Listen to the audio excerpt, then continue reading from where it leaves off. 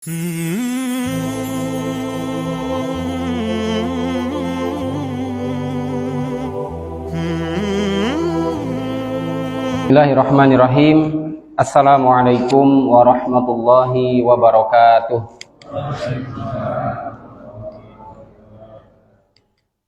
Innal hamdalillah nahmaduhu wa nasta'inuhu wa nastaghfiruh wa na'udzu billahi min syururi anfusina wa sayyiati a'malina. Man yahdihillahu fala mudhillalah wa man yudlil fala hadiyalah.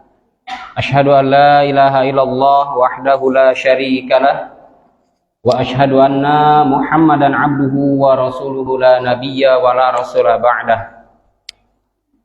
Allahumma salli wa sallim wa barik ala nabiyyika Muhammad wa ala alihi wa sahbihi wa man tabi'ahum bi ihsanin ila yaumil qiyamah. Qala Allah ta'ala fi kitabihil aziz ba'da an a'udzu billahi minasyaitonir rajim. Bismillahirrahmanirrahim. Ya ayyuhalladzina amanu taqullaha haqqa tuqatih wa la tamutunna illa wa antum muslimun. Wa qala ayatan fi ayatin ukhra, ya ayyuhalladzina amanu taqullaha wa qulu qawlan sadida yuslih lakum a'malakum wa yaghfir lakum dzunubakum wa may yuti'illaha wa rasulahu faqad faza fawzan 'azima. Subhanaka la ilma lana illa ma 'allamtana innaka antal alimul hakim. Allahumma la sahla illa ma ja'altahu sahla wa anta taj'alul hazna idza syi'ta sahla amma ba'du. Yang sama-sama kita takzimi, kita hormati pembina Yayasan Dakwah At-Taqwa Tulang Bawang, beliau salah satunya Ustadz Endang. Yang sama-sama kita hormati Ketua Yayasan Dakwah At-Taqwa Tulang Bawang, Ketua Takmir Masjid Firyal Al-Islami beserta jajarannya yang mungkin tidak bisa saya sebutkan satu persatu, apalagi jamaah yang hadir. Bapak Ibu sekalian rahimakumullah, yang mudah-mudahan kita senantiasa mendapatkan rahmat dan ridho dari Allah Subhanahu wa taala. Amin Allahumma amin. Sehat semua Bapak Ibu? Sak kantong-kantongnya ya. Panen apa Pak di sini Pak? Panen sawit, panen padi ya. Alhamdulillah, kita bersyukur kepada Allah Subhanahu wa taala atas segala limpahan nikmat, atas semua karunia yang Allah Subhanahu wa taala limpah ruahkan. Sehingganya rizki itu semuanya terkumpul di dalam diri kita, di dalam hati kita, sehingga hati kita lapang. Dengan lapangnya hati, Allah mudahkan kita semuanya untuk bermuajahah bil wujuh, untuk bersama-sama kita bermajelis ilmu. Karena Nabi SAW menyampaikan, man ahya sunnati faqad ahabbani wa man ahabbani kana ma'i fil jannah. Siapapun yang menghidupkan sunnahku, sungguh dia berarti telah mencintaiku. Siapapun yang menghidupkan sunnah-sunnah Nabi SAW, dan sepakat seluruh ulama bahwa majelis ilmu itu adalah sunnahnya Rasulullah SAW. Maka siapapun yang menghidupkan sunnah Rasulullah, maka dia telah mencintai Rasul SAW. Wa man ahabbani, maka otomatis siapapun mereka yang mencintai Nabi SAW dengan perbuatannya, kemudian dilakukan di dalam amal nyata, kana ma'i fil jannah, maka mereka pasti, maka dia otomatis akan bersamaku di surganya Allah Subhanahu wa taala. Saya yakin kita semuanya dengan keyakinan menghadirkan hati, menghadirkan jiwa kita, semua ingin masuk ke dalam surganya Allah Subhanahu wa taala. Yakin gitu ya. Keluarga jamaah yang dirahmati Allah Subhanahu wa taala, sebenarnya niat awal kita ke sini karena saya bersama rombongan 8 orang Ustadz dari disebut Kota Gajah, ya perbatasan. Dan makanya tadi pas kenalan dulu, Kota Gajah perbatasan, Lampung Tengah perbatasan. Cuman saya yang tulen, orang Lampung Tengah itu ya, orang Punggur. Yang qadarullah ya Allah Subhanahu wa taala berikan kesempatan, berikan rizki untuk bersama-sama membangun juga sebuah komunitas dakwah di daerah Purwosari ya. Purwosari itu Lampung Timur. Jadi lintas kabupaten ini. Saya dari Punggur, kemudian ngajinya terkadang di Kota Gajah, kemudian di Purwosari atau di Lampung Timur ya. Yang yayasan kami itu sangat-sangat baru sekali, baru seumur jagung. Karena apa? Karena kami ghibtoh. Kami merasa bahwa salah satunya yayasan dakwah At-Taqwa ini, Masya Allah, sudah pembinanya solid, orang-orang soleh, kemudian juga anggotanya juga soleh, kemudian jamaahnya juga kompak. Ya tentunya namanya kebaikan itu harus ditularkan. Namanya kebaikan itu harus selalu ada yang namanya mata rantainya. Supaya apa? Supaya keburukan, kekufuran di muka bumi ini harus dinyahkan, harus dihilangkan.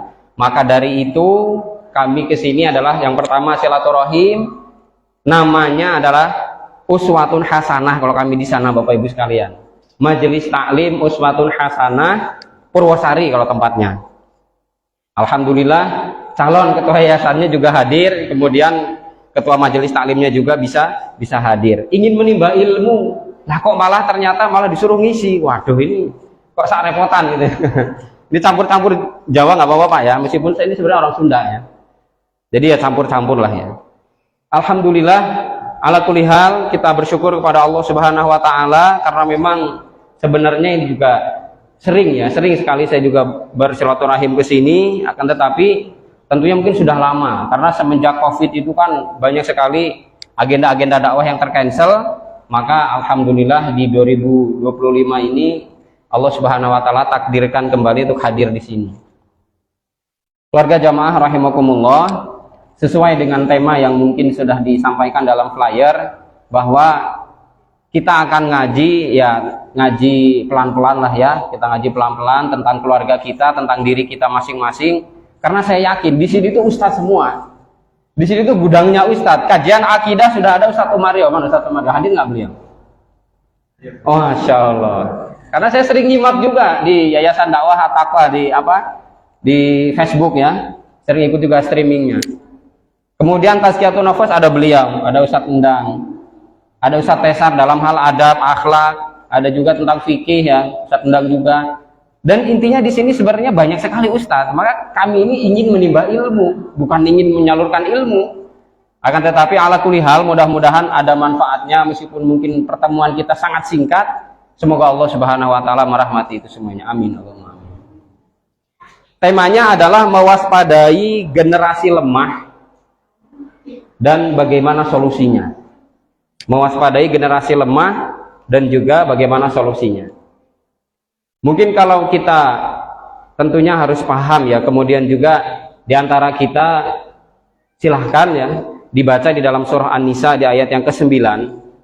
Kata Allah Subhanahu wa taala, A'udzu billahi minasyaitonir rajim. Bismillahirrahmanirrahim. Wal yakhshal ladzina law taraku min khalfihim dzurriyyatan dhi'afan khafu 'alaihim falyattaqullah wal yaqulu qawlan sadida. Hendaklah merasa takutnya ini kecemasan yang luar biasa karena dengan bahasa khasyah. Allah Subhanahu wa taala menggunakan wal yakhsha. Wal yakhsha ini khasyah, melebihi dari rasa khauf.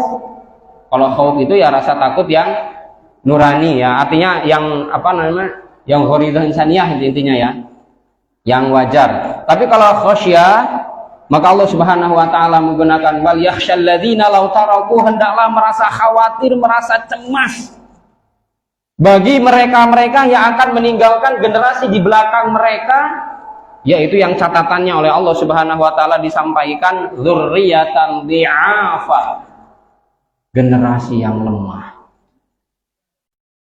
Wah, kalau mungkin kita membahas ini lalu kemudian kita korelasikan, kita hubungkan dengan bagaimana konteks kekinian, bagaimana kondisi-kondisi realita yang ada sekarang, itu benar-benar terjadi Bapak Ibu sekalian. Maka meskipun beliau ini orang bukan muslim ya, kan Renal Kasali itu kayaknya bukan muslim tadi ya, Renal Kasali bukan muslim ya kayaknya, yang terkenal dengan teori perubahan. Itu beliau membuat satu buku, Renal Kasali ini membuat satu buku, yaitu buku yang judulnya Strawberry Generation atau generasi strawberry. Maksudnya generasi strawberry itu apa? Seperti karakter strawberry. Strawberry itu kan memang bentuknya indah, daunnya hijau ya. Kemudian juga bentuk dari strawberry-nya juga indah, memukau gitu ya. Warnanya cerah. Tapi ketika kegoret, blonyok gitu ya. Kalau bahasa kitanya, bahasa Jermannya blonyok gitu ya. gampang rapuh. Nah, generasi akhir zaman ini ternyata seperti itu. Disampaikan, meskipun beliau ini bukan muslim, akan tetapi ya melihat. Bahkan Imam Ibnu Khaldun rahimahullah ta'ala, penulis kitab Al-Muqaddimah, beliau mengatakan generasi awal, termasuk para sahabat tentunya, mereka adalah generasi pendobrak. Generasi yang selanjutnya, yang kedua adalah generasi pembangun. Itulah SDM manusia yang ada ya, dari dari peradaban manusia yang ada. Yang kedua ini adalah pembangun. Nah, generasi yang ketiga ini, kata Ibnu Khaldun, generasi gadget, generasi Android, generasi zaman now gitu ya, anak-anak zaman now itu adalah generasi perusak. Waduh, ya repot berarti kita, Pak. Bapak Ibu rahimakumullah, ternyata kita dihadapkan dengan sebuah fitnah yang mau tidak mau harus kita entaskan, yang harus kita hilangkan. Karena apa? Karena ternyata ini tadi. Dan bahkan Allah Subhanahu wa taala tadi sudah menyatakan, khaufu alaihim, dan mereka sangat khawatir tentang itu. Khawatir dengan lemah-lemahnya generasi tadi.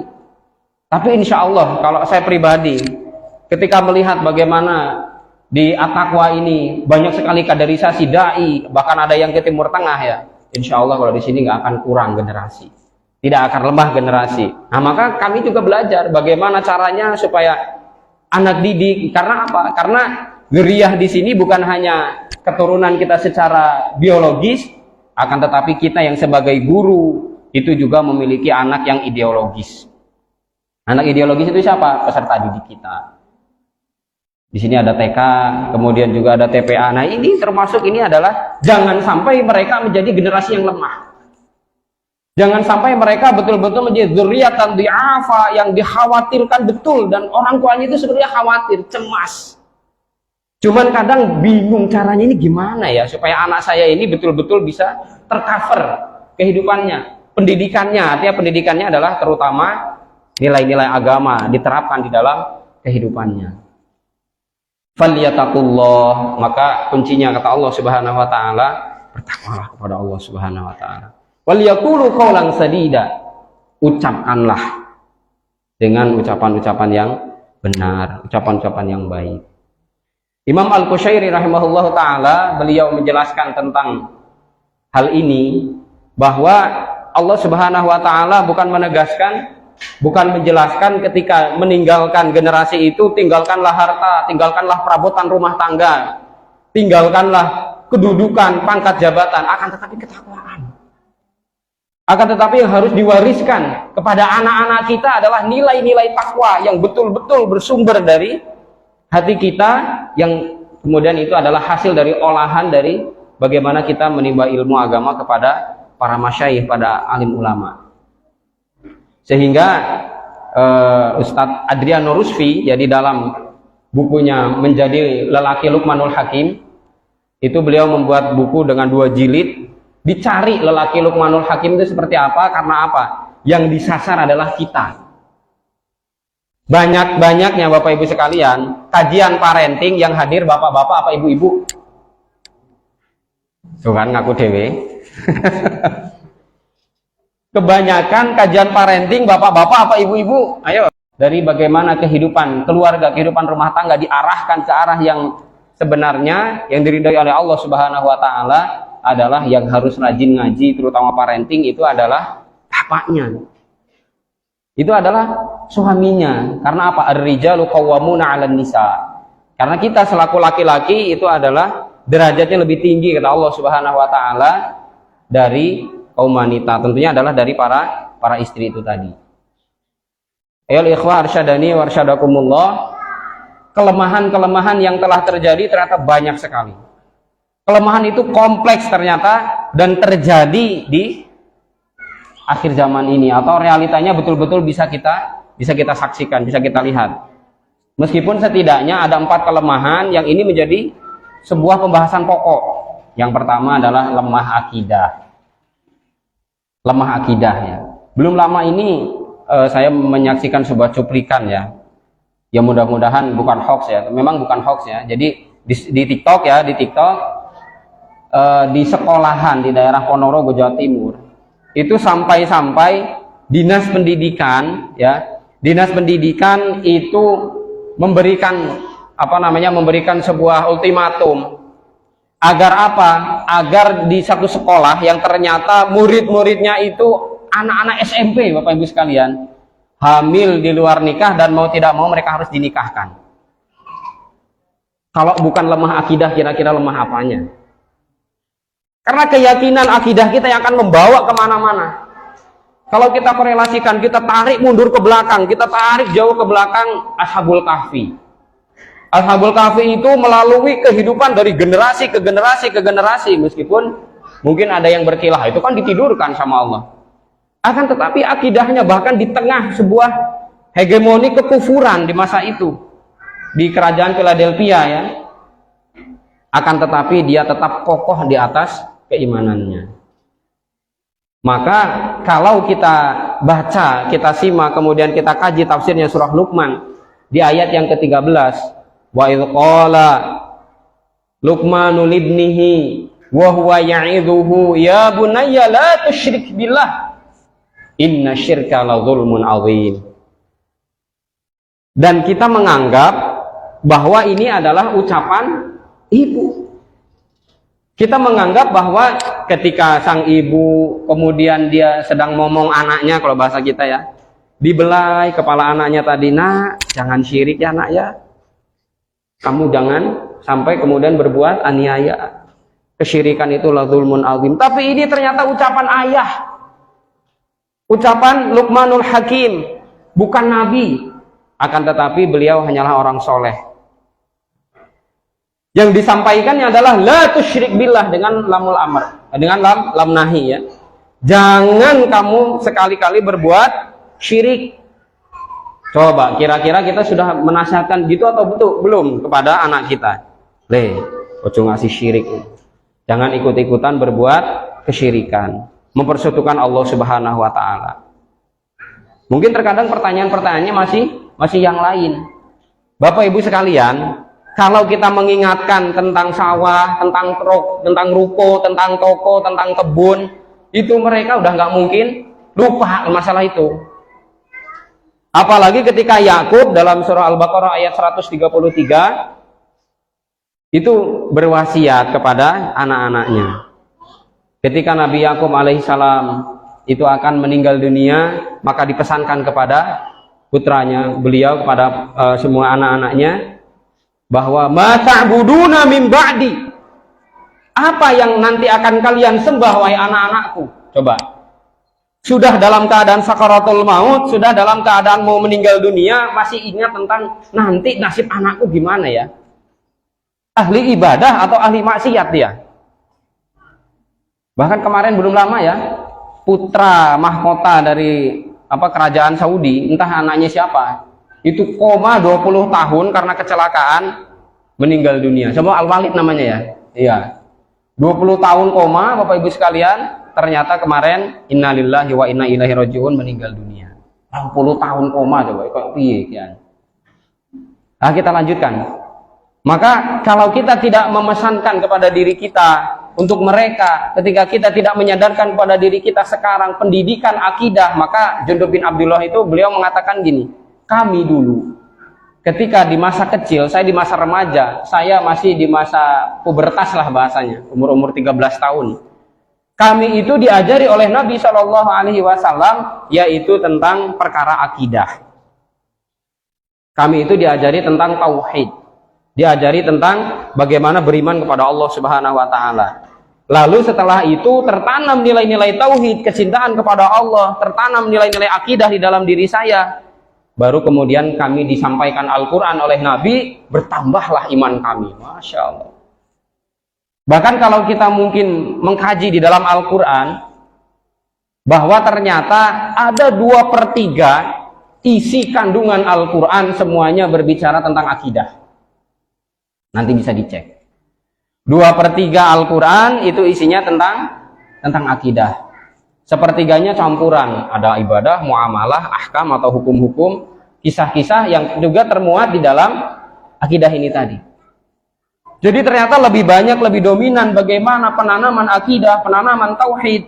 Dan juga ketika Rasulullah berdakwah di kota Mekah, itu lebih lama daripada di kota Madinah, dengan apa? Nilai-nilai yang disampaikan kepada para sahabat adalah tentang poin-poin akidah. Makanya Makiyah itu kata siapa namanya, Syekh Manafoton ya, Manafalil Al-Qoton, itu pendek-pendek ayat-ayatnya di Makiyah itu ya. Qul huwallahu ahad, Allahu samad, lam yalid wa lam yulad wa lam yakul lahu kufuwan ahad. Karena apa? Terus ditanamkan, diberikan pencerahan demi pencerahan tentang bagaimana akidah itu harus betul-betul menyatu di dalam jiwa manusia-manusia yang beriman itu tadi. Nah, maka dijawab ya, kita lanjutkan. Maka Nabi Yakub ketika berpesan kepada anaknya, bukan kayak sawah sing neng kono kayak barapan, itu enggak seperti itu ternyata. Bahkan mungkin para nabi dan rasul itu wa innamal anbiya lam yuwarithu dinaron wala dirhaman. Ini harus kita pahamkan. Para nabi itu enggak ada yang mewariskan dinar maupun dirham, kecuali mungkin Nabi Sulaiman ya, karena kekayaannya kan meliputi jagat raya itu ya. Akan tetapi apa? Innama warathul ilma. Akan tetapi para nabi itu justru malah mewariskan ilmu. Man akhadha bihi akhadha bihawwin wafir. Siapapun yang mengambil ilmu, berebut tentang ilmu tersebut, sungguh dia telah mendapat bagian yang banyak. Nah, Nabi Yakub alaihi salam ingin menularkan ilmunya, ingin memberikan pencerahan kepada anak-anaknya, ma ta'buduna min ba'di, apa yang kalian sembah nanti kalau bapak sudah tidak ada anak-anakku. Qalu na'budu ilahaka wa ilaha abaika Ibrahim wa Ismaila wa Ishaqa ilaha wahida wa nahnu lahu muslimun.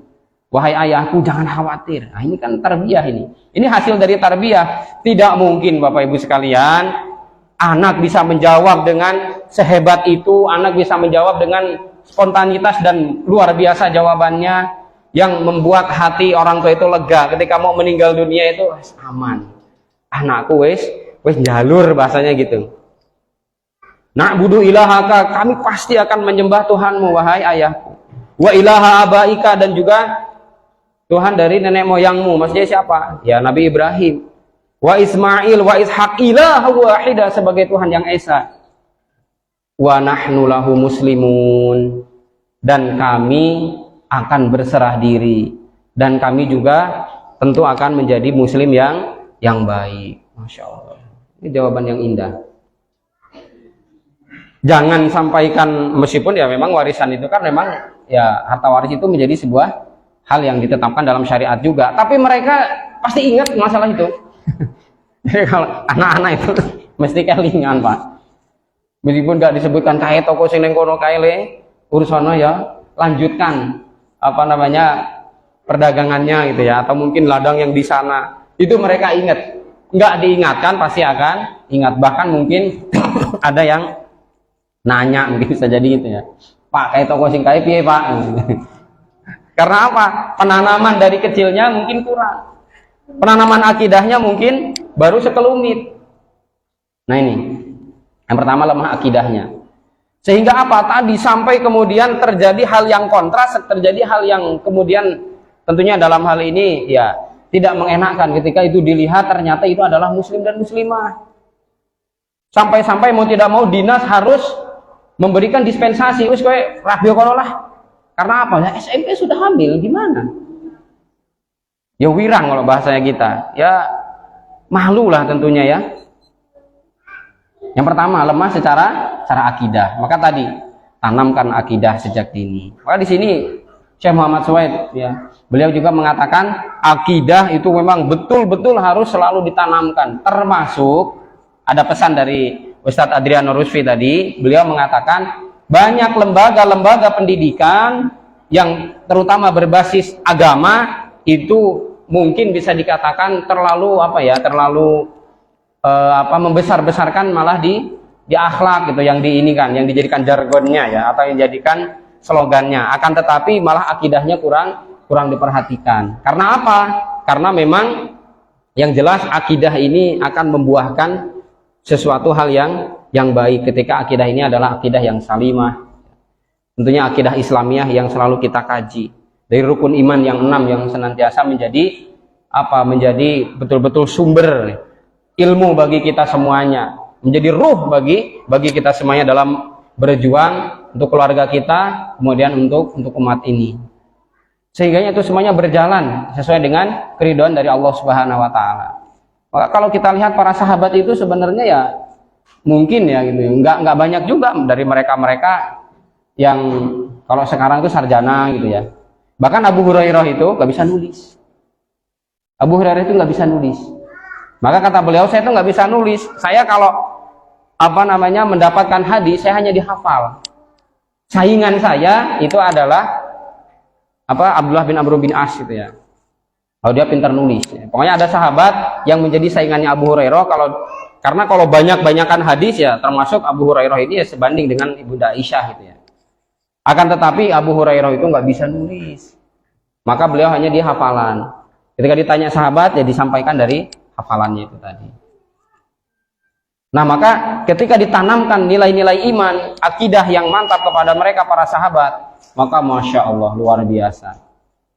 Akan menjadi sebuah perubahan yang besar. Dan bahkan tadi Ashabul Kahfi saja sampai betul-betul dia memegang akidahnya itu sampai mereka semuanya itu meninggal dunia, sampai mereka itu mati. Kelemahan yang kedua, sudah Isya belum? Belum ya. Kelemahan yang kedua adalah kelemahan ibadah. Coba kita cross check, kita periksa. Anak-anak, Bapak Ibu sekalian, lebih akrab dengan sholatnya setelah sholat wajib Allahu Akbar selesai, salam, kemudian tambah sholat nafilah, atau bahkan mungkin kalau malamnya ada sholat hajat, sholat taubat gitu, atau HP-nya yang main FF, Free Fire. Saya nggak pernah main tapi saya tahu Pak, karena mereka sering ngomong ya. Sama di rumah Quran saya juga seperti itu, yang diomongin cuma rumus FF aja, gimana caranya top up, gimana caranya mabar. Mereka tuh punya grup, mungkin kita nggak tahu. Mereka punya grup mabarnya apa toh? Mabarnya apa ya? Mabar bocah ini. Mabar itu main bareng Pak. Kadang laki perempuan itu bareng-bareng itu mereka, ya meskipun jauh gitu ya, tapi mereka main enjoy. Nah, mereka lebih mementingkan ibadahnya atau HP-nya. Kalau kita ngambil teladan dari Ustadz Abu Fatihah ya, itu salah satu guru kita, guru saya di pondok ketika itu juga. Itu beliau bisa ya mengkondisikan putra-putrinya di masa kecil, bahkan dari TK, SD, itu bisa untuk mengkondisikan pegang HP. Saya bingung juga. Kalau istri saya, ya inisiatifnya di HP anak itu ada aplikasinya. Dipantau oleh istri. Pokoknya jam sekian mati. Mau nggak mau harus mati. Pokoknya jam sekian mati, terutama malam ya. Tapi alhamdulillah, memang ya saya pantau. Pokoknya nggak ada main FF, main PB, point blank, main ML, ya Mobile Legend itu nggak ada. Karena apa? Karena memang ini akan menyibukkan. Meskipun mungkin ya tentunya namanya HP sebagai alat itu kan netral ya, sebagaimana pisau tadi. Pisau kalau dipakai membunuh kepada sesuatu yang tidak hak, maka tentunya menjadi dosa. Tapi kalau ibu-ibu dipakai ngiris bawang, ngiris berambang, ngiris bumbu-bumbu, lalu kemudian disajikan makanan yang nikmat, niatnya ibadah, jadi pahala nggak Bu? Ngobrol dewe-dewe gitu.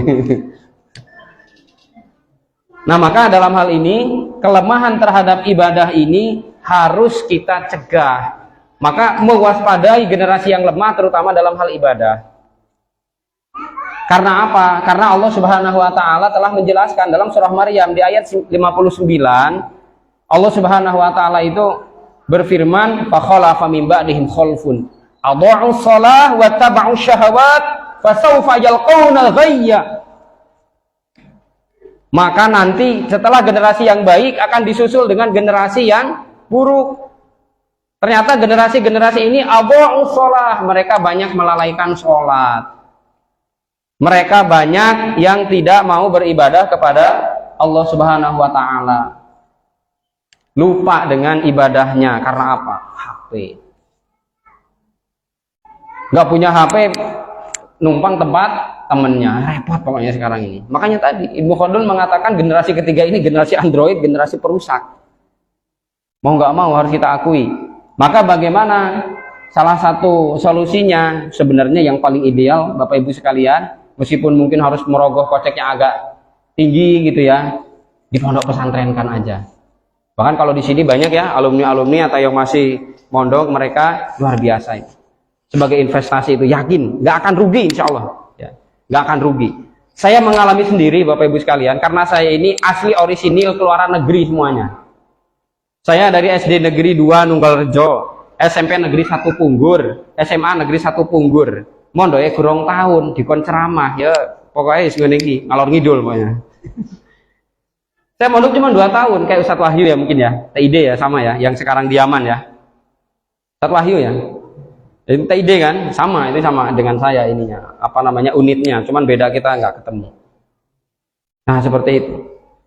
Akan tetapi ketika kita mengenyam yang namanya pondok pesantren, insya Allah ya, dengan niat kita dan juga banyak ya, banyak keajaiban-keajaiban yang terjadi karena saya ini Bapak Ibu sekalian, ke pondok itu makso kalau bahasa kita, maksa saya itu Pak. Karena ketika ya salah satu ceritanya ya, ketika apa namanya datang kepada kami dari Balitbang waktu itu, Balitbang dari Universitas Malahayati kedokteran dulu tahun 2009, karena saya lulus SMA 2009. Nah kemudian dites lah gitu ya, dites, ada tes apa namanya, tes psikologi, bukan tes psikologi, pokoknya tes IQ lah untuk masuk ke universitas itu tadi. Qadarullah saya diterima di fakultas kedokteran, tapi kedokteran umum. Ning ya zaman itu suruh bayar 50 juta. Wah itu jingkrak-jingkrak ibu itu. Oh alhamdulillah anakku jadi dokter katanya. Tapi nanti dulu Bu, santai. Jangan terlalu bangga. 50 juta dari mana? Hampir pingsan.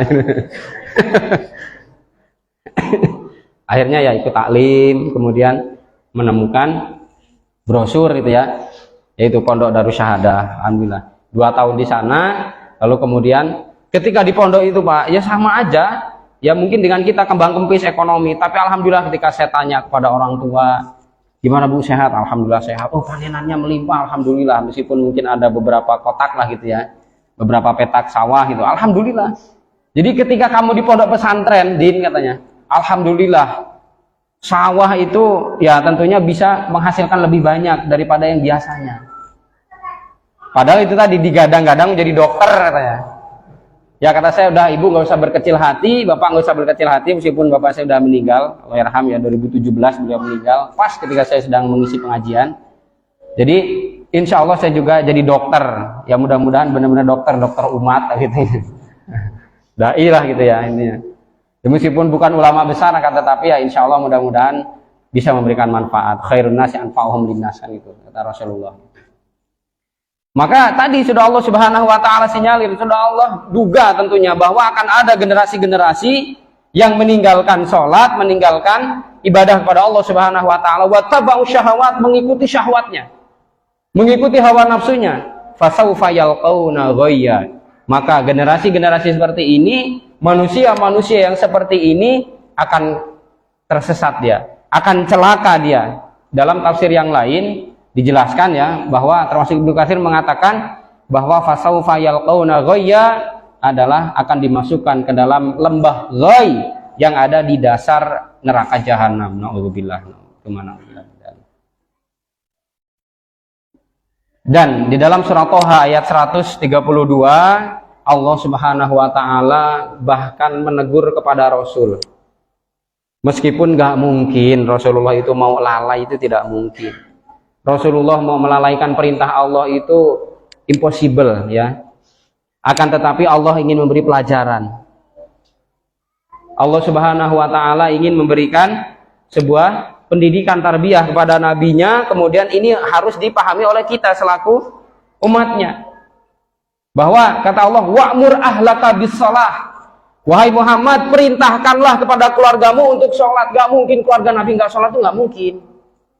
Nah ini yang jadi pelajaran adalah kita yang harus menjadikan pelajaran berharga menjadi mau'izah, itu adalah kita semuanya.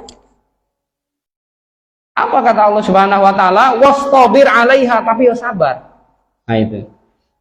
Perintahkanlah keluargamu untuk sholat, istri wajib sholat, anak juga wajib sholat, baik laki-laki maupun yang perempuannya. Meskipun masih anak kecil, ya tetap kita tarbiyah. Kita bimbing mereka, kita ajak ya untuk mendirikan sholat. Anak kecil yang belum balik, ketika mereka melakukan sebuah amal kebaikan, mereka akan diganjar pahala oleh Allah Subhanahu wa taala. Ketika mereka melakukan kesalahan, maka tidak berdosa. Tapi ya jangan dibiasakan, jangan ditolerir kalau itu adalah sebuah kesalahan, akan tetapi diingatkan. Karena ini perintah dari Allah Subhanahu wa taala. Wastabir 'alaiha, la nas'aluka rizqa. Kami enggak akan minta upah kepada engkau. Kami tidak akan meminta gaji kepadamu. Nahnu narzuquk, kami akan memberikan rizki. Justru kami akan memberikan kecukupannya. Wal 'aqibatu littaqwa. Dan sungguh akhir yang paling baik adalah hanya diberikan kepada orang-orang yang bertakwa. Sungguh akhir dari yang namanya kebaikan itu hanya bagi orang-orang bertakwa, orang-orang yang bertakwa. Mudah-mudahan nama yang kita besarkan ini, at-taqwa, itu betul-betul membangun insan yang bertakwa. Betul-betul yang akan Allah janjikan nantinya masuk surga, yaitu surga Firdaus. Innalil muttaqina mafaza. Masya Allah. Ini pada hafal semua sudahan ya. Allahu Akbar.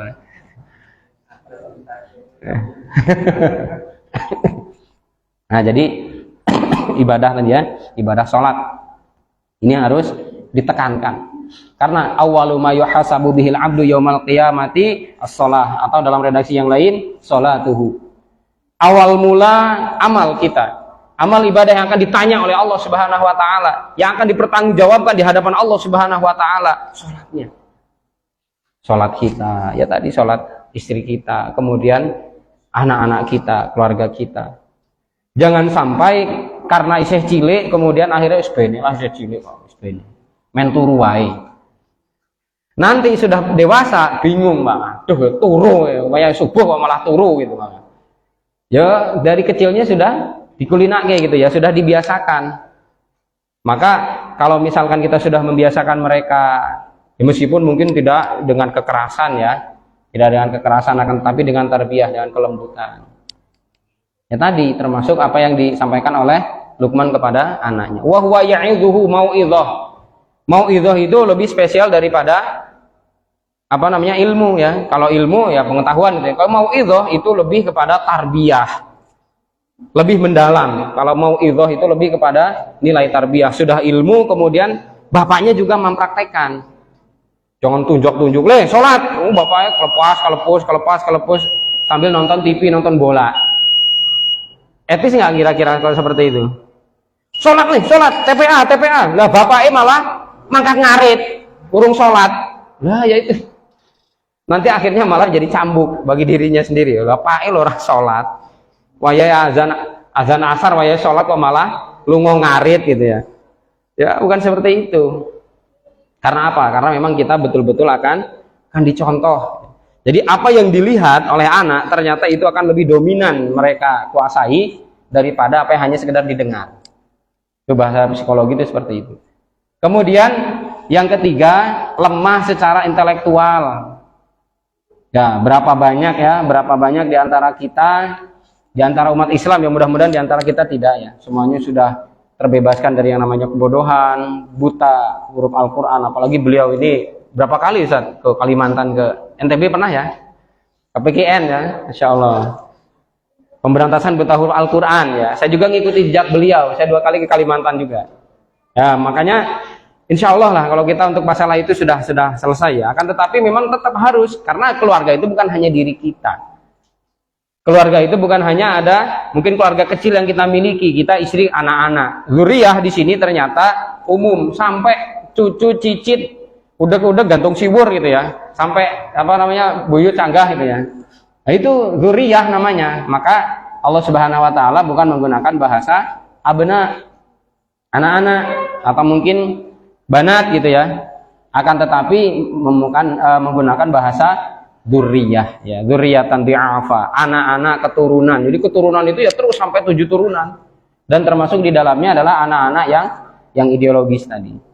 Nah, lemah dari ilmu pengetahuannya, terutama intelektualitas di dalam bidang ilmu agama. Maka tadi kalau Ustadz Dr.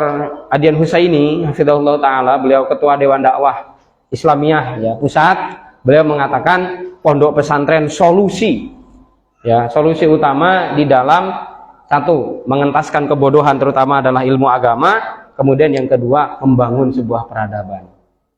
Dari pondok pesantren Bapak Ibu sekalian. Cuman memang kadang keluhannya duitnya gak enak. Mesti yang dikeluhkan itu, wah pesantren mahal, pesantren ini dan itu, madesu, masa depan suram. Itu banyak sekali, ya. Apalagi yang sekarang sedang di blow up di media, itu bagaimana kasus-kasus di pondok pesantren, entah pencabulan atau mungkin yang lain, sehingga mewarnai jagat media, sampai-sampai kemudian ya banyak keluhan juga dari pihak-pihak pondok pesantren, waduh santri mulai curut katanya. Karena apa? Tadi pada ketakutan. Padahal sebenarnya yang di luar itu lebih banyak, lebih parah sebenarnya. Cuman mungkin tertutup, cuman mungkin tidak terblow up gitu aja, tidak terekspos gitu ya. Padahal sebenarnya lebih parah gitu ya. Maka ketika anak di pondok pesantren, kita juga berdoa, kita gelar sajadah, ibu-ibu terutama, doakan anak-anak kita. Allahumma faqihu fiddin wa alimhu ta'wil, pakai itu pun Masya Allah itu luar biasa. Atau Rabbi habli minas solihin, doakan mereka, ya Allah tetapkanlah akidah, tetapkanlah keimanan, keistiqomahan kepada anak hamba yang sedang di pesantren. Mudahkanlah rezeki, jangan minta murah Pak, murah rezeki ya gurdi kayak 1000 kok. Tapi kalau mudah Bapak minta 1 juta, kasih 1 juta sehari. Sudah isyarat ya? Azan dulu ya. Ya baik, barakallahu fikum. Kita dengarkan kumandang azan. Assalamualaikum warahmatullahi wabarakatuh.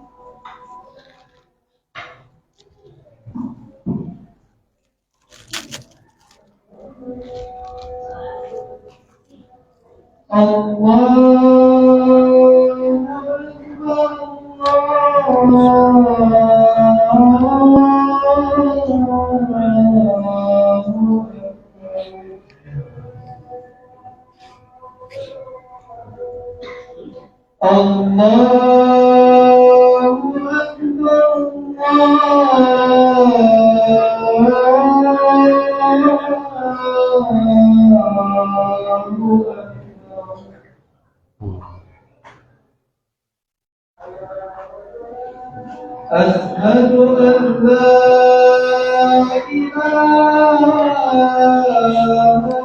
illallah.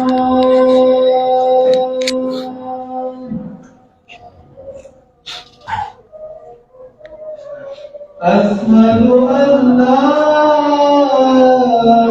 ilaha illallah.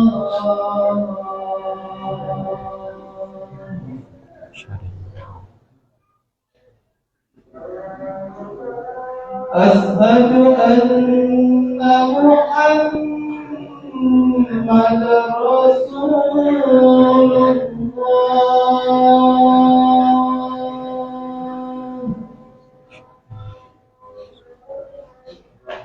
Asyhadu anna Muhammadar Rasulullah.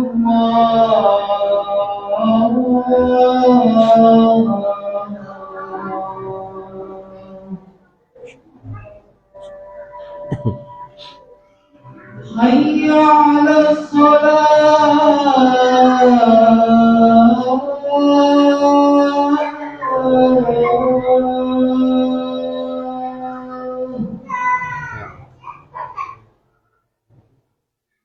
Hayya 'alas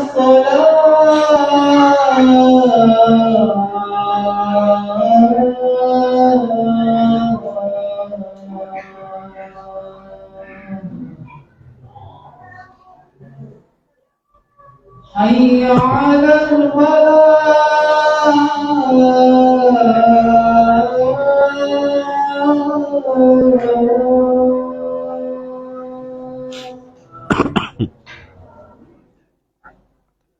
Hayya 'alal falah.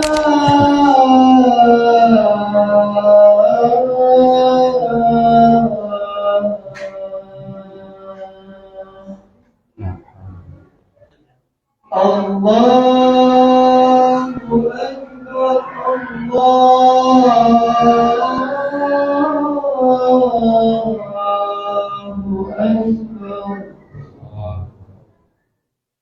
لا إله إلا الله.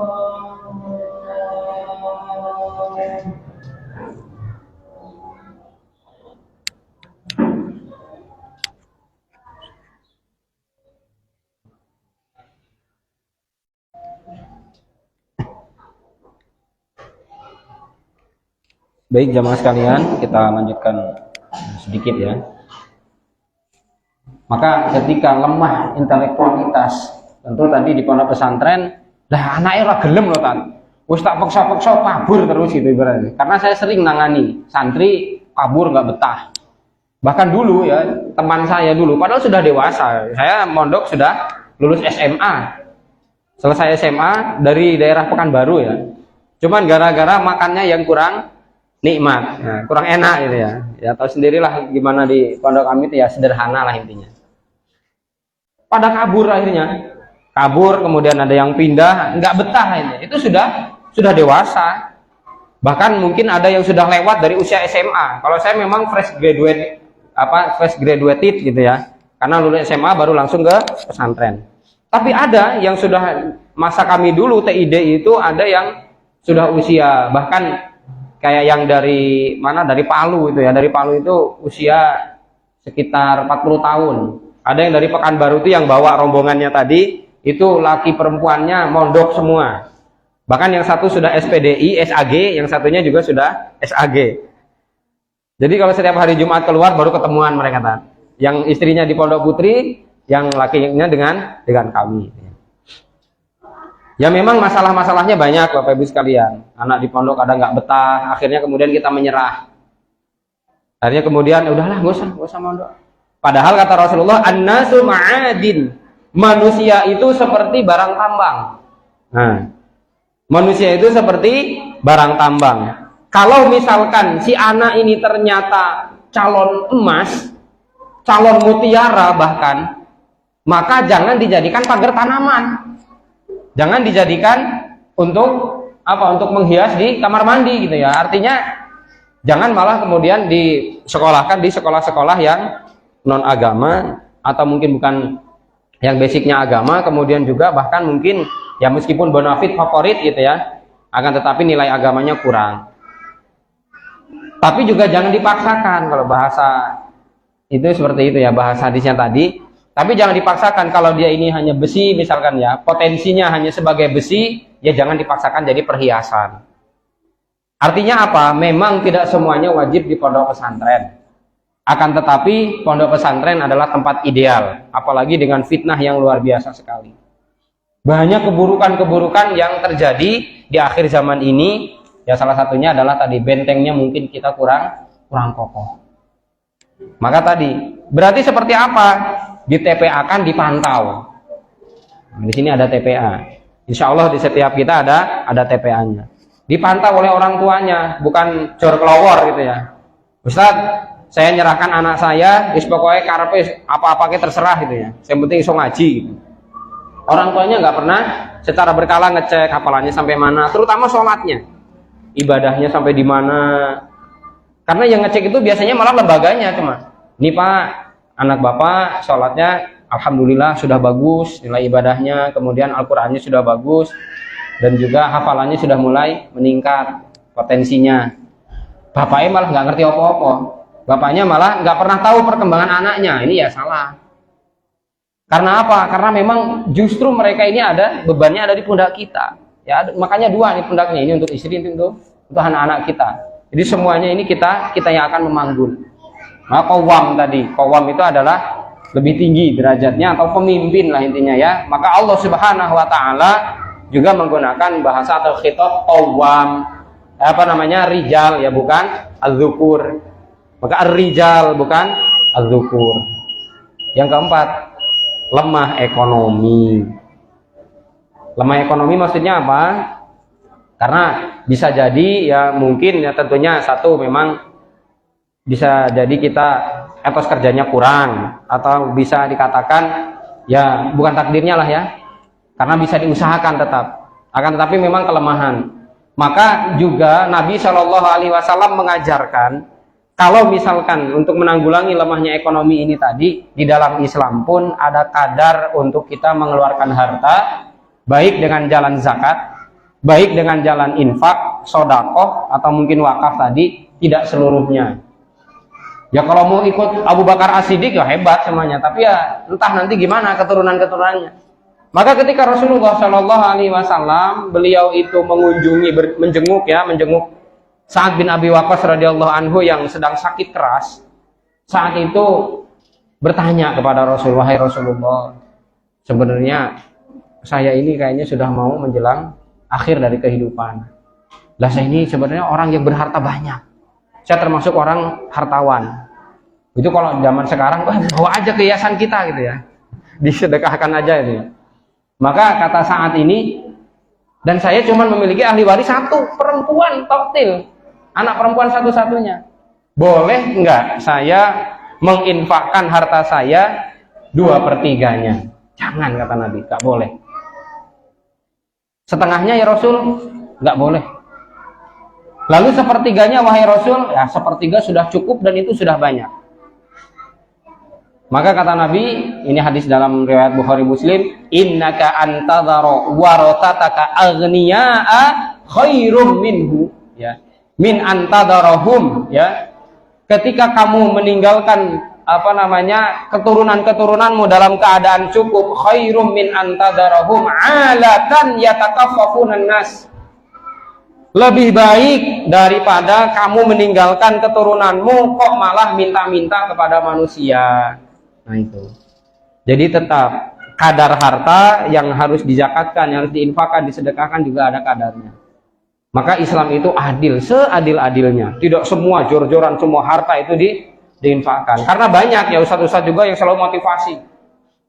Ini nanti dapat ini nanti dapat ini. Akhirnya kemudian mobil semuanya diinfakkan, ini diinfakkan. Di rumah ternyata kaliren. Ya nggak boleh seperti itu. Maka Nabi tadi mencontohkan, innaka antadhara warasataka aghniya, ketika kamu meninggalkan ahli warismu, ketika kamu meninggalkan keturunanmu dalam keadaan cukup, itu khairun, lebih baik. Tapi juga dalam hal ini jangan kemudian menjadi kunci atau mungkin menjadi alasan untuk pelit. Kayak kata Rasul, jangan infakkan karena ngantuk ketika ngajinya. Akhirnya kemudian yang didengar adalah jangan menginfakkan tadi. Terakhir saya akan tutup dengan satu kisah di dalam sirah ya Umar bin Abdul Aziz, ya, sirah wa manaqib Umar bin Abdul Aziz yang ditulis oleh Imam Ibnu Jauzi. Suatu ketika Al-Mansur itu bertanya kepada Abdurrahman bin Qasim bin Muhammad bin Abu Bakar As-Siddiq radhiyallahu anhum tentang ilmu tentunya.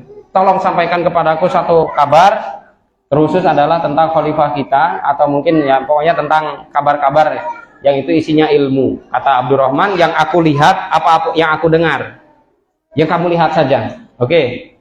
Maka kata Abdurrahman, sungguh aku melihat Khalifah Umar bin Abdul Aziz ketika beliau meninggal dunia, menjelang meninggal dunia hanya menyisakan ada 17 dinar harta. Coba bayangkan, presiden cuman punya 17 dinar, itu berapa duit ya kalau dirupiahkan?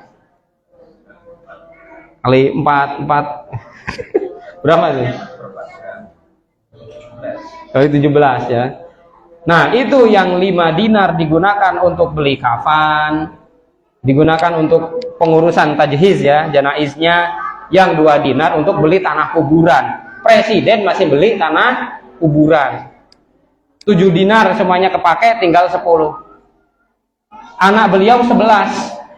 Putranya Umar bin Abdul Aziz itu ada 11. Masing-masing anak mendapatkan 19 dirham.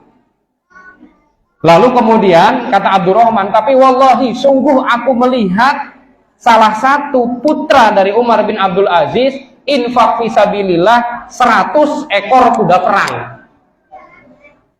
Masya Allah.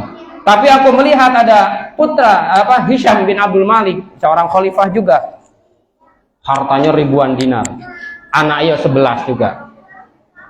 Tapi ketika itu aku menyaksikan dengan mata kepalaku sendiri, mereka mendapat warisan per orangnya ribuan dinar. Tapi aku juga melihat dengan mata kepalaku sendiri, salah seorang dari putra Hisham bin Abdul Malik disedekahi oleh orang-orang dan dia jatuh miskin.